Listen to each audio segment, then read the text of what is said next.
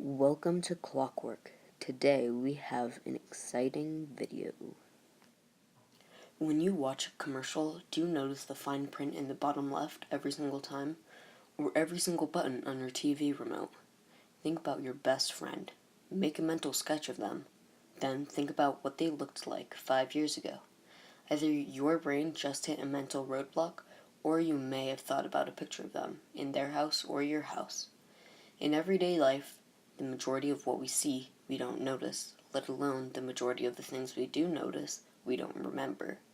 Some of you may be thinking, duh, of course we don't remember everything, but why don't we notice and or remember these things? We don't notice everything because our mind selects the things that are most important, or at least what our mind thinks are important. Our mind chooses the things that it could learn from, or that it believes would be entertaining. But there's another kind of attention lack that we have besides just not noticing things when we walk down the street. Such an example would be one of a man where he is sitting at a dinner table with his family, his beard fully grown. He gets up from the table and shaves. He comes back to the table and nobody notices the difference. This is nicknamed change blindness. This is also seen in those classic games where you have to find the difference between two pictures when they look identical. In every change blindness scenario, there is one ingredient that makes us blind. That is the momentary obstruction to the viewer. In the beard case, the obstruction is the man getting up from the table and going somewhere else. And in the spot the difference game, the obstruction is the transition from one picture to the other.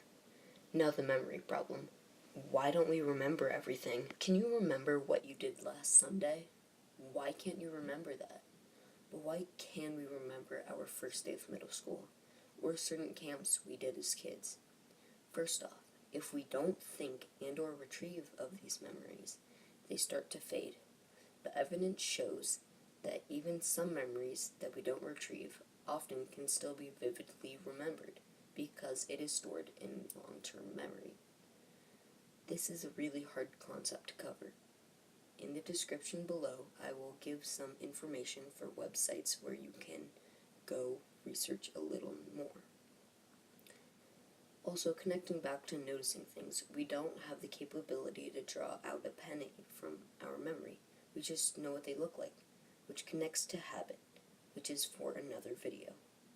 Please like and subscribe for more. I'll see you next time on Clock.